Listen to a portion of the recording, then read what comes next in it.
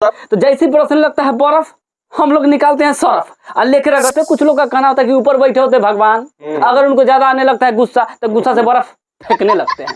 तो ये बात सही है कि इसके पीछे बार बताते हैं क्या हुआ। इतना बड़ा का बड़का बर्फ, हम लोग आ रहे थे भोज खा के, रियलिटी बता रहे, तो भोज खा के ज्यों ही आ रहे थे एक ऑटोमेटिक बर्फ ही बरसने लगा। सब भोज उठा के अपना लुंगी उंगी सरियाया, भागा वहां से। जैसे ही भाग के एक दुकान में गए, सुनिए ना बताते, जैसे ही एक दुकान में गए, दुकान पर इतना बड़ा बर्फ गिरा, डायरेक्ट छेदा करकट, डायरेक्ट आदमी का मुड़ी सारा छेद दिया। एक बाद तो चलिए, बहुत बहुत स्वागत है हमारे चैनल पकड़ी अड्डा पे। तो जैसा कि हम लोगों का सीरीज कंटिन्यू चल रहा था कि जो भी फैक्ट होते हैं उस पर हम लोग बात करते हैं। तो जैसा कि कल हम आप लोगों को बताए थे कि वो टेंगे टेंगे वाला क्या कंसेप्ट था, तो वो बता दिए थे। तो आज हम आपको ये बताएंगे कि कभी कभी गाँव में देखते होंगे कि बूंदा बूंदी बारिश होती है। एक और बात बता देना चाहते हैं सर, जब बूंदा बूंदी बारिश होती है तो कभी कभी धूप में भी बारिश होने लगती है। तो यहाँ पे लोग बोलते हैं कि गिदरमा गिदरनी के बियाह होता है। तो हम मतलब ये गिदरमा गिदरनी से क्या इसका जो रिलेशन है, आज तक हमको ये समझ में नहीं आया। पहला नंबर बात, कभी कभी जो है बारिश बहुत तेज होने लगता है, उसमें आंधी वगैरह भी चलने लगता है, यहाँ तक भी सही है।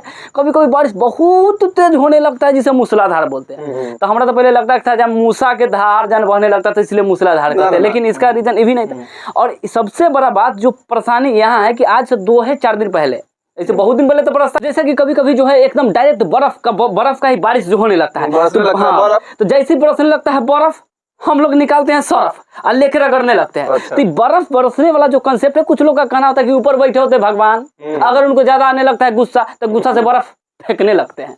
तो ये बात सही है कि इसके पीछे क्या मतलब साइंटिफिक रीजन क्या है, आप इसके बारे में बताना चाहेंगे सर? ये बात तो बिल्कुल ही गलत है। इसका रीजन जो साइंटिफिक रीजन है उसके बारे में चलते हैं। यानी कि ये गलत है कि भगवान ऊपर से ईटा फेंकते हैं? गलत ही नहीं, सरासर गलत है। सरासर गलत है। हाँ। जी तो बताइए सरासर सही क्या है जी? साइंटिफिक रीजन पे चलते हैं। तो साइंटिफिक रीजन यह है कि हम लोग 930 से 165 मीटर जैसे ही ऊपर जाएंगे तो तापमान 1 डिग्री सेल्सियस घट जाएगा।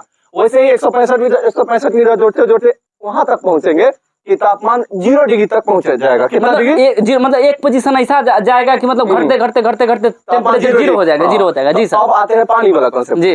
पानी तो जो अति हवा में तैरते रहता है वो वाष्प के रूप में रहता है, ठीक है। तो वाष्प से जैसे ही मतलब तापमान कमता है वो द्रव के रूप में बदल जाता है जी। अब द्रव हुआ और तापमान जैसे ही 0 डिग्री पर जाएगा तो द्रव बन जाएगा गैस, सॉरी ठोस बन जाएगा। तो द्रव बनेगा ठोस, और ठोस हो गया बर्फ, वही बर्फ गिरने लगता है, जो आप कहते हैं सरफ।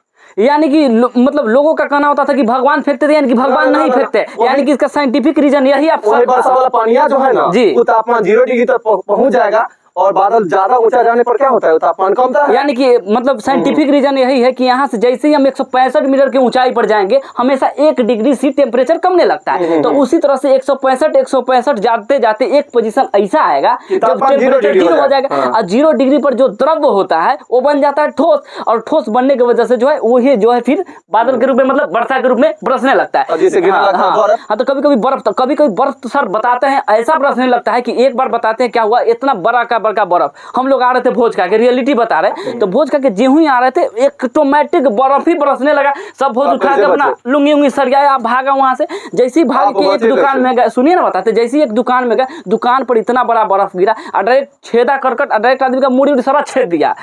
एक बाद जब कुछ आदमी तो ऐसा था सर जी की माल भैंसी उसी के दौड़ी उड़ी लेके जा रहा था, ओकरा मुड़ी उड़ी सारा फूट गया। तो ये बात कुछ दिन पहले का था, हमको लगता है कि वहां पे यही कंसेप्ट काम किया होगा ना। तो चलिए, बहुत बहुत धन्यवाद, थैंक यू, लव यू।